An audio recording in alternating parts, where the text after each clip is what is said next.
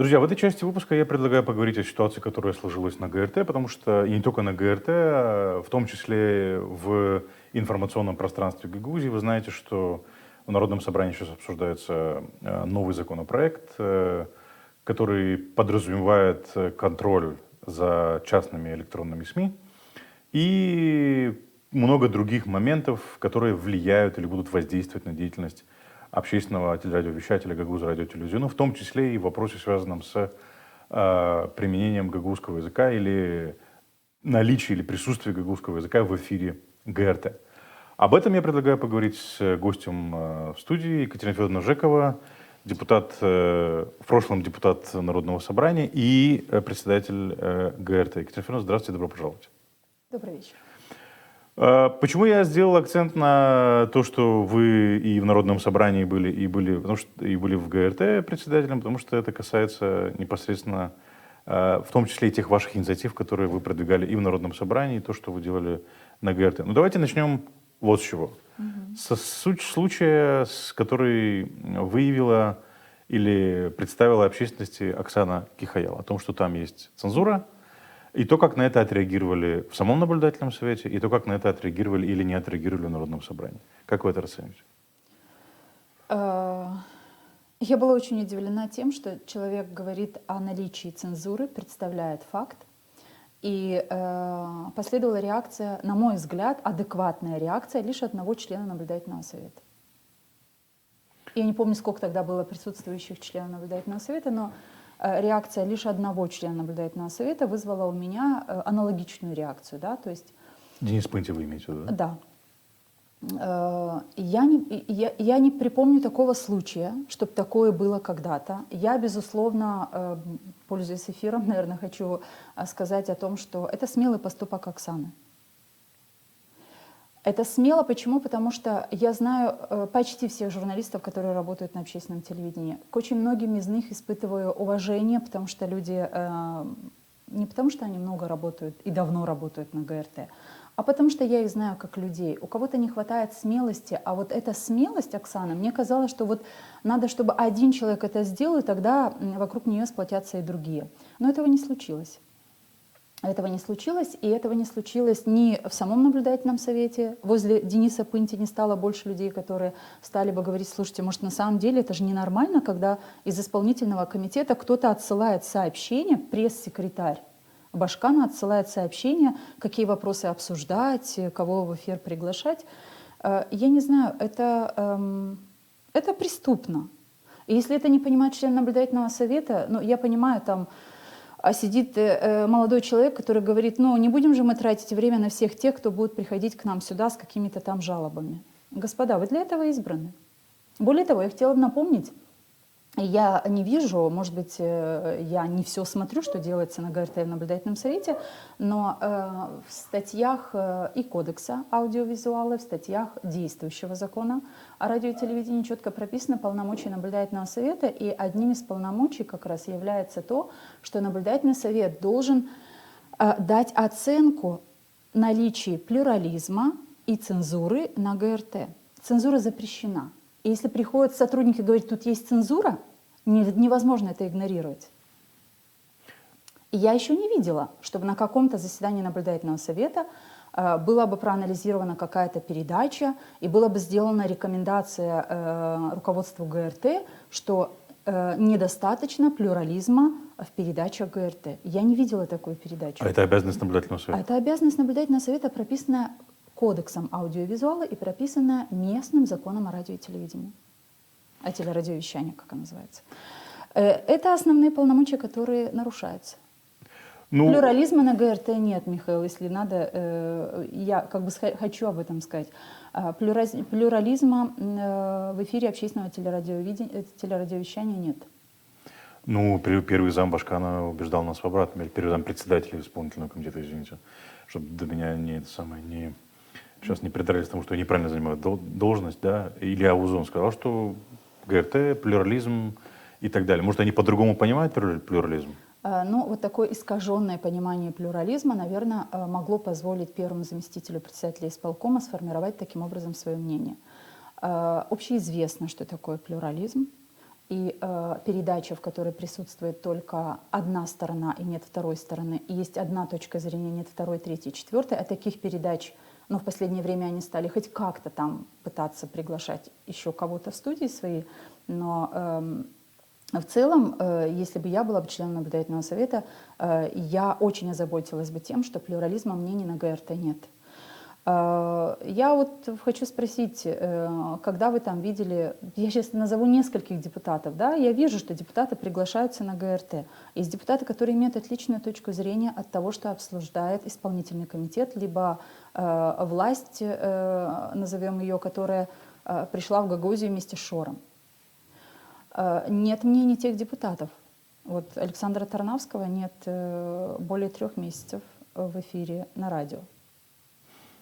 А если мы будем говорить сегодня с вами о законе, ну, о законопроекте, Да-да-да. об изменениях в закон, то Александр Тарнавский, как и несколько других депутатов, они подали свой отзыв и предлагают рассмотреть их позиции на этот закон. А почему общественное телевидение и радио не представляло еще их мнение? Кстати, да, интересно. Ну, они были на публичных слушаниях, я так понимаю, они участвовали в разработке они? этого закона. Ну, там была Галина Моресева, сотрудник, по-моему, радио. Вы говорите о сотрудниках, а я говорю о депутате, который свой отзыв на эту законодательную инициативу написал. Он предлагает вообще... Ну, А вы имеете в виду, Народное собрание не приняло этот отзыв? Вы это имеете в виду? Народное собрание не приняло, а общественное телевидение не проинформировало людей о том, что есть такой отзыв. Ага, понял. Но как же так? Но если мы говорим, что общественное телевидение плюралистично, значит, оно должно представить несколько мнений, которые есть по обсуждаемому вопросу. Если обсуждается сегодня законодательная инициатива, зарегистрированная, как я понимаю, разработанная господином Деревенко, зарегистрированная от имени исполкома, поданная Народному собранию Гагаузии, значит, все мнения, которые есть относительно этого, нужно представлять. Общественное телевидение этого не сделало. Общественное телевидение этого не сделало. То есть, как минимум, если сегодня обсуждаются изменения в закон о радио и телевидении, я хотела бы видеть хотя бы одну передачу на ГРТ, в котором есть участники, 5, 6, 7 или 4, 3, 2, 1, неважно, которые обсуждают разные мнения вокруг этого законопроекта. Вы такую передачу видели? Я могла пропустить, и поэтому вас спрашиваю. Я не видел. Потому что если бы она была, то наши коллеги, уверен, на это обратили бы внимание. Но мы там часто видим, как у председателя Народного собрания Константинова в кабинете берут интервью. Вы хотите, чтобы я высказала свое отношение? Ну да, как это вообще, ну как бы, с одной стороны, я не вижу проблемы, чтобы, и это мы видим и на других телевидениях, когда приходят в кабинет к высокопоставленному лицу и берут интервью, хотя на общественном телевидении, я не знаю, сколько эта практика допустима.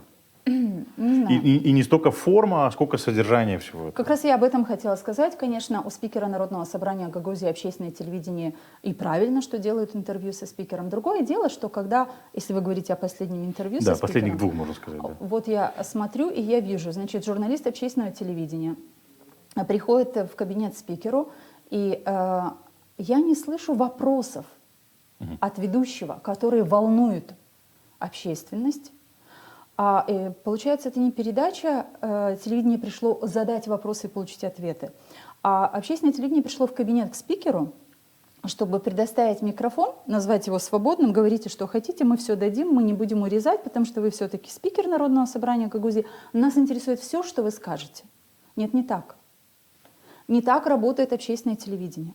Общественное телевидение и радио. Журналист, который пошел на это интервью, да, я считаю, что господин Константинов мог бы прийти в студию общественного телевидения и радио. И это, кстати, рекомендация очень многих экспертов, особенно для общественных телевидений, да, что есть территория, тем более, что все это находится в Камрате. Если бы спикер находился бы, не знаю, в Волконештах, то тогда, может быть, компания туда выехала бы. Но бог с ним, с местом проведения. Тут важно содержание. И вот когда я слушаю это интервью, я понимаю, что сейчас дали возможность Константинову сказать обо всем, о чем он хочет. Нет, я не понимаю концепции этой передачи, я не слышу вопросов, которые волнуют. И уточняющих вопросов нет. А уточняющих вопросов нет, потому что не ради этого пришел туда ведущий. Понимаете? И это, кстати, делает очень, это подрывает доверие к общественному СМИ. У меня к вам еще один вопрос, уточняющий. Помните вот этот случай с репликой господину Черневу? Вообще, так должно выглядеть право на реплику? Или как оно вообще должно выглядеть? Вы помните, да, то есть его упомянули, он пришел в студию, минута 40, все, закрыли, встаем, уходим. И сказали, что мы записали передачу, дали ему право на реплику. Как должна выглядеть право на реплику? Извините. После того, что несколько раз, после нескольких ляпов одной и той же ведущей, так получается на ГРТ, общественность на это как-то отреагировала. Вот сейчас, мы только что с вами говорили о передаче, которая была записана в кабинете спикера Народного собрания Гагаузии. Вот в ходе передачи Константинов высказывал свое мнение там о Спыну, о том, что что-то там нарушается. В это время что делает ведущий общественного телевидения? Пользуясь случаем, я хочу сказать, что мы господину Спыну предложим право на реплику. Пожалуйста, приходите, если вы хотите, высказывайтесь. Что это такое? Когда мы видели, как они предоставляют право на реплику. А теперь вернемся к тому, как они предоставили право на реплику. Вы понимаете, дело в том, что я прекрасно понимаю, что есть опытные журналисты, есть неопытные журналисты. Я прекрасно понимаю, что человек, который ведет эти передачи, ей нужно еще набираться опыта, и не сомневаясь в том, что она наберется, и не исключая, что даже такой журналист может стать в будущем очень хорошим журналистом, искренне этого желаю, но то, что сегодня происходит на ГРТ, и то, как сегодня предоставляют реплику, в частности, господину Черневу, вы знаете, мне было очень стыдно видеть это на ГРТ. Такое ощущение, что посадили журналиста, которому не до конца объяснили. Она могла не знать. Но если она не знает, тогда там есть руководство. Вы должны объяснить. Мы предоставили вам ровно на такое же время. То есть либо вы покажите в эфире, чтобы те зрители, которые смотрят сейчас это так называемое предоставление реплики господину Черневу, эти зрители должны увидеть, на какую такую реплику, сказанную здесь, в эфире, в этой студии, предоставляется время господину Черневу. Если это не предоставлено, что я увидела в эфире? Я увидела в эфире оттараторившего какую-то речь, закрывшего рот, простите. Ну, оно фактически так и Я было. очень не хочу использовать такие фразы, но выглядело это именно так. И, конечно, очень стыдно, что это происходит на общественном телевидении. И я уверена, что там есть журналисты, которые понимают, что это не так. Другое дело, что мне по-прежнему хочется обратиться к коллегам. Ребята, будьте смелее. Общественное телевидение – это другое телевидение, и вы были другим телевидением. И вы знаете, как надо работать, и много журналистов знают, как надо работать в эфире. Знают, делали. Только сейчас вот там что-то поменялось, да. Там сегодня работает программа действий команды Шора, и поэтому мы видим вот такое искаженное представление о многих вещах. Екатерина Федоровна, по поводу закона, да, то есть как бы эта ситуация развивается на самом деле, и я с вами согласен, к сожалению... Ситуация деградации. Да, деградация, к сожалению, да. К примеру, Оксаны Кихаял. И, кстати, тут хотел бы уточнить, то есть мы и раньше знали, что на ГРТ практикуется какая-то цензура при Ирине Влах, мы слышали про какие-то черные списки, этих приглашают. Да. Были. Но чем эта ситуация конкретно с Оксаной Кихайл отличается от того, что было до этого? Наверное, тем, что смелость журналиста позволила человеку сказать о том, что, господа, так невозможно. Наблюдательный совет на это не отреагировал, и это стало возможным для всех других. А сотрудники общественной компании не поддержали это. Не было еще ни разу такого на ГРТ, чтобы кто-то из журналистов заявил бы о том, что здесь есть цензура. Цензура уголовно наказуема, правильно? Да. Так я хочу задать вопрос. Если цензура уголовно наказуема, и если человек заявил о цензуре, кто занимается этим вопросом? Орган номер один, это наблюдательный совет, должен был правильно отреагировать, как отреагировал всего лишь один член наблюдательного совета. Дальше, наблюдательный совет должен был бы написать соответствующее свое решение, вывод свой сделать, да? Народное собрание Гагаузии обязано было, услышав об этом, что есть цензура на ГРТ, если бы само Народное собрание не имело к этому отношения, обязано было бы пригласить члена наблюдательного совета, заслушать, там есть профильная комиссия, которая занимается этим, да, должны были заслушать и должны были сделать все для того, чтобы пресечь цензуру на ГРТ. Все то, что сегодня, неважно, кто из депутатов об этом говорит, что там плюрализм мнений, может приходить все, кто угодно, говорить что угодно. Вы когда были на ГРТ? Ну, в последний раз меня пригласили, опять же, с правом на реплику. Ну, я так понимаю, что просто для того, чтобы унизить. В принципе, они, когда предоставляют право на реплику, у них тактика такая, это не столько право на реплику, сколько публично унизить, да, то есть как бы вот. Ну тогда вы такая фигура одиозная для ГРТ, возможно, и я такая, и еще несколько человек. Но я хочу задать вопрос. Вот обсуждают закон о расширении сферы применения гагузского языка. То есть время идет, закон реализуется. А когда обсуждали этот закон в программе на ГРТ, в передаче какой-то, что пригласили моих коллег по депутатскому созыву Елену Федоровну Карамид, я не слышала, чтобы Елена Федоровна в эфире ГРТ была приглашена и обсуждала бы о том, как реализовывается закон. Ведь общественное телевидение и радио – это рупор народа, еще раз повторяю. И 10 миллионов леев, которые получили они или просили, я не знаю, утвержден бюджет на какую сумму, к 10 сожалению. миллионов утвержден. 10 да. миллионов утвержден. Но 10 миллионов леев – это очень большая сумма средств для того, чтобы допускать вот такие нарушения закона, иметь цензуру, отсутствие плюрализма.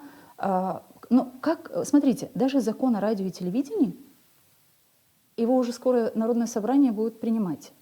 Я так понимаю, что в повестку дня включен вопрос. Хотя очень много со стороны, как минимум, одного эксперта, я сейчас говорю о Светлане Мироновой, было очень много вопросов задано на публичных слушаниях, но в эфире ГРТ этот вопрос не обсуждался.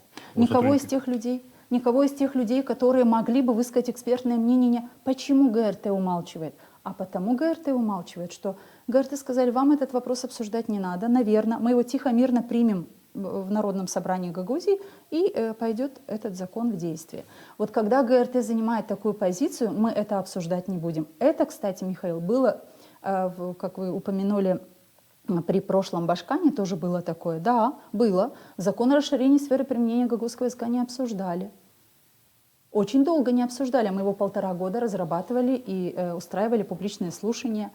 Эти публичные слушания, которые только что были о том законопроекте, который сейчас рассматривается, об изменениях в закон о радио и телевидении Гагаузии, мне сложно назвать это публичными. Да, это публичные слушания формально. Они были проведены. Я не услышала мнения журналистов. Вот что хочет, чем этот закон будет полезен, будет, я не знаю, подкрепит еще больше свободу слова, запреты цензуры, чем? Я не видела журналистского мнения вообще. Да, говорили 2 представителя администрации. Я не очень поняла, что это даст общественной телерадиокомпании. Ну вот поэтому и вопрос. На этих публичных слушаниях присутствовали 2 сотрудника ГРТ. Вот Мария Парфенова и Галина Моресева, да, которые там сидят. Тогда зачем они туда идут? Это для того, чтобы... Ну, Михаил, смотрите, зачем они туда идут. Я хочу вам напомнить тот год, 2018, когда мы, 4 депутата 6-го созыва, разработали закон о радио и телевидении, Да. об общественном радио и телевидении. Это был бы закон об общественном радио и телевидении Гагаузии. И мы в этом законе, для того, чтобы разработать этот закон, мы пригласили экспертов, которые нам разработали и предоставили письменно экспертную оценку действующего закона от 2016 года, который и ныне действует. Да? Это закон, который ныне действует. И эту экспертную оценку этих людей мы предоставили для всеобщего обсуждения. Затем мы, 4 депутата, разработали закон. Мы прописали те статьи, которые были ущербными в действующем законе. И самое главное, что в том законе, когда мы его обсуждали, мы его, по-моему, на протяжении 9 месяцев разрабатывали, обсуждали, мы привлекали всегда, отправляли письма и приглашали на публичные слушания общественное телевидение и радио. Ни один журналист не был заинтересован в том, чтобы этот закон принимался. Опять же, почему? Тогда это было неинтересно исполнительной власти и Башкану Ирине Влах. И поэтому журналисты общественного телевидения всегда держали ухо востро и не считали нужным рассматривать и участвовать в рассмотрении закона, который укрепил бы их в первую очередь финансовую независимость. Почему я говорю об этом и насколько это важно? Ведь финансовая независимость или зависимость финансовая – это рычаг, которым всегда пользуется власть. Будете делать так, как мы вам говорим, будете наши идеи проталкивать людям, значит, получите хороший бюджет. Нет, будете жить с таким бюджетом, выживания, а хотите процветания, давайте с нами дружить. Так вот, тот закон, о котором я говорю, в 2018 году, что мы предлагали, Который, кстати говоря, был принят, таки принят. он но был принят в 2 чтениях, он был передан Башкану, и Башкан его не промульгировала. И за него проголосовало За 23. него проголосовало 23 депутата, насколько я помню, по памяти, да. Но потом уже не хватило голосов для того, чтобы преодолеть вето. И закон остался, он написанный, он есть, конечно же, в Народном собрании Гагаузии. Но этот законопроект, в нем не участвовали тоже журналисты, не обсуждали его журналисты общественного телевидения. Я хочу вас подвести к мысли, что для меня несмелость журналистов общественного телевидения, неумение отстаивать свое журналистское право на свободу работы, на право самим определять, как им формировать этот контент. Это очень печально. Поэтому я не вижу пока общественного телевидения, которое работало бы на интересы народа. Кстати, один маленький нюанс, но он очень важный. Вот тот закон, о котором мы сейчас с вами говорим, он давал финансовую независимость в каком смысле? Не зависело бы больше ни наблюдательный совет, ни руководство компании, не зависело бы от финансирования, потому что 3% от общих доходов бюджета Гагаузии От собственных доходов. От собственных доходов, да. От собственных доходов бюджета Гагаузии. Это было бы где-то, ну тогда мы подсчитывали в 2018 году, от 7 и выше миллионов леев. На сегодня это было бы, наверное, где-то 9 миллионов леев. Но зато бюджет каждый год утверждать не надо было бы. То есть он автоматически? Он автоматически исчислялся бы из числа тех процентов, которые в законе были прописаны и указаны. Вот такая пассивная журналистская команда, получается, есть на ГРТ, и они не участвуют в тех законах, которые для них разрабатываются. Это печально. Вот сейчас вот этот закон, который обсуждается, его представляют как поправки в действующие законы о телерадиовещании. Его хотят даже переименовать, закон об электронных СМИ Гагаузии. С вашей точки зрения, какова цель этого закона, учитывая то, что этот закон, помимо всего прочего, сокращает количество гагаузского языка в эфире ГРТ? Это вообще возмутительно. Это не может быть невозмутительным. Я не могу понять, как общественность, если она у нас есть активная общественность, если понимают, что пытаются сделать с общественным телевидением и радио. То есть мы с 2007 года с 5% на гагаузском языке доводили до 50%. Сегодня это может быть чуть больше, не знаю, опять же, никто не анализировал, может быть, они и меньше, чем 50%, но, может быть, я думаю, что они работают все-таки ГРТ 50% и даже больше делает на гагаузском языке. Почему вдруг понадобилось цифру 75, утвержденную законодательно, менять на 50? Для того, чтобы нашим зрителям показывать, пусть говорят на русском языке, показывать поле чудес. Но на самом деле то, что сегодня творится на ГРТ, ну, я говорю «творится», пусть меня простят коллеги, потому что я очень избирательно отношусь к этим словам. Потому что во мне много уважительного отношения ко многим людям, которые там работают. Но невозможно так. Но невозможно делать вид, что вы плюралистически представляете мнение всем сторонам в обсуждении тех или иных вопросов. Но нету этого сегодня. И когда гагаузский язык вы снижаете с 70% до 50%, вы для чего это делаете? Я хочу спросить, а мы точно гагаузское радио и телевидение? У нас, значит, исполком на гагаузском не говорит. Народное собрание на гагаузском не говорят. Сейчас меня могут упрекнуть в том, что бен далафет мерим гагаузша. Сиз дединсен бу кольверим далафет делим рус дилинде. Бана Михаил Нджиданным сизяда без варнджа гагаузша далафет делим. Ким бизе истеишит мя гагаузша чарн, варнджа гагаузша далафет мя. Ама ачан bizim devleti kullanan, Гагаузиямызы kullanan insanlar гагаузша лафет мерла. Перейду на русский, коль вы. Если исполнительный комитет, публичное слушание, говорим о гагаузском радио и телевидении, ни слова на гагаузском не сказали. Заседания, никаких абсолютно. Ни один закон, одобренный Народным собранием, не переводит на гагаузский язык. Не переводят на гагаузский язык. Вы о чем говорите? Но если мы хотим какие-то вещи завуалировать и скрыть, так, ну, это же со временем становится очевидным.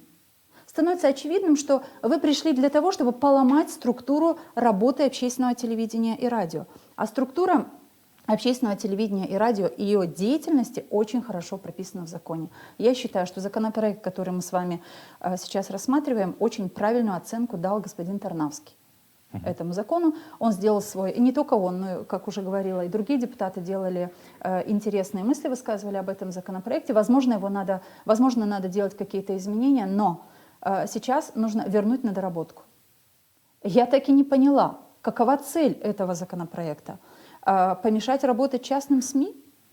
Ну, что у нас их так много? Допустим, один из, как я понимаю, авторов, он, значит, поясняя, давая ответ на какой-то вопрос на этих слушаниях, говорит, ну вы понимаете, вот этот ИЗИН, который мы предложили, он же не будет бесплатным. То есть мы думаем о пополнении бюджета, и мы будем, раздавая этот самый ИЗИН, то есть разрешение, лицензия своего рода, да, мы будем пополнять бюджет. Вот я хочу спросить у этого человека, ну какие очки нужно надеть на свои глаза, чтобы думать о том, что пополнение бюджета через ИЗИН, у нас тут что, как грибы после дождя вырастут сейчас частные СМИ, и очень сильно пополнится бюджет.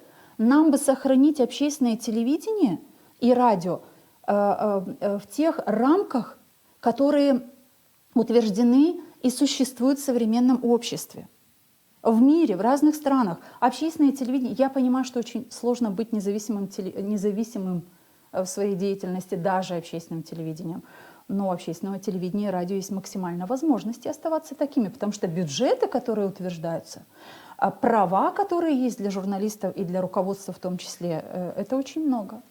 Мне обидно, что мы остаемся без общественного телевидения и радио. Вы таки думаете, что мы без него остаемся? Я так чувствую, Михаил. У меня уже даже нет...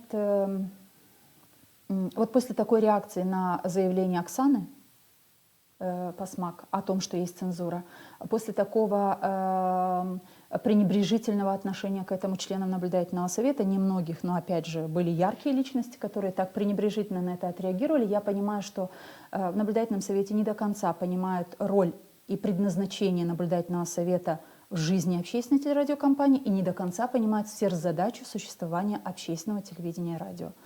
И если это не понимают в этих органах и не понимают в Народном собрании, то тогда, да, мне горестно, и поэтому я думаю, что мы остаемся без общественного телевидения и радио.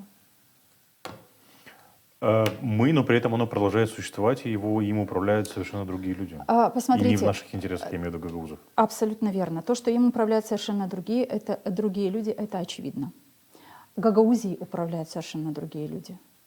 И если Гагаузия не беспокоится о том, что гагаузость практически ликвидирована. Или подавляется.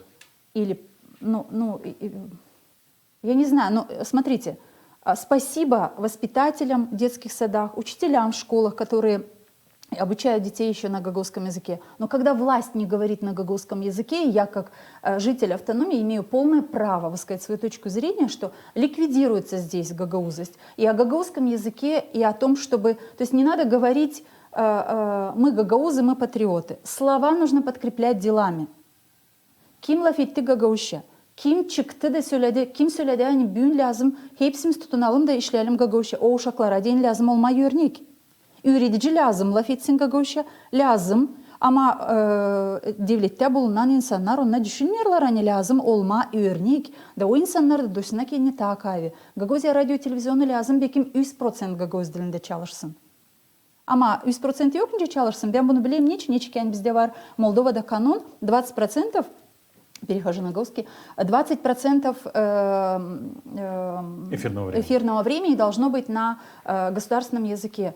Ну так и работайте по закону, так всегда работало это телевидение. И не было никаких проблем. Зачем сейчас столько передач? Вот мне, кстати, я даже не знала, что на ГРТ есть «Поле чудес».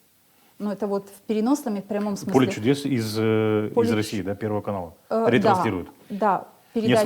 Не свое «Поле чудес», а в смысле не сами его производят, а ретранслируют. Они ретранслируют, да. Только я не могу понять, с какой целью это делается, понимаете? Ну, не может сегодня общественная телерадиокомпания сама по себе делать то, что считает нужным, но это не прописано в законе. Вот в законе написано, что должны на сегодняшний день, действующий закон, 75% на гагаузском языке. Вот, пожалуйста, дайте свой эфир 75% на гагаузском. Если руководство компании это не обеспечивает, наблюдательный совет должен был бы это заметить и с этим руководством разбираться. Екатерина Федоровна, А не уменьшать процессы, выход передач на гагаузском языке.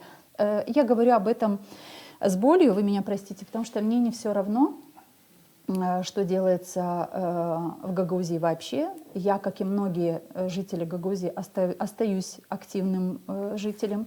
Я пытаюсь реагировать на то, что вокруг меня происходит, но эта тема с ГРТ, ну, она моя, могу сказать, отчасти, потому что я к этому имела отношение, и я серьезно внедрялась вместе с коллегами. И есть сегодня очень много людей, повторюсь, которые работают на ГРТ, знают. И я вижу, что некоторых журналистов практически отстранили от передач. То есть они не ведут уже передачи на социально-экономические темы. Почему? Потому что, наверное, два варианта ответа у меня, извините, затягиваю, может быть, ваш эфир.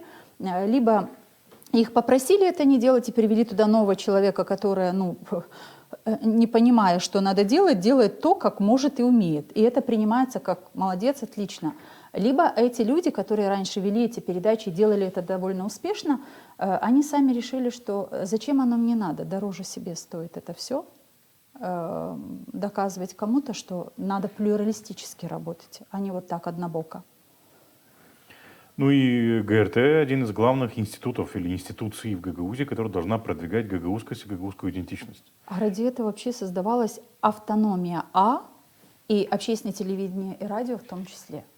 Для этого турецкое агентство ТИКа и турецкое правительство давало деньги для того, чтобы передающие устройства, передатчики были размещены на территории всех этих вышек, и чтобы эфир был у каждого жителя Гагаузии дома, чтобы они могли слышать свою родную речь и смогли слышать обсуждение социальных и экономических вопросов на гагаузском языке. Кстати, я буквально вот сегодня перед приходом к вам передачи услышала и подумала, Евгений Тукан, по-моему, да,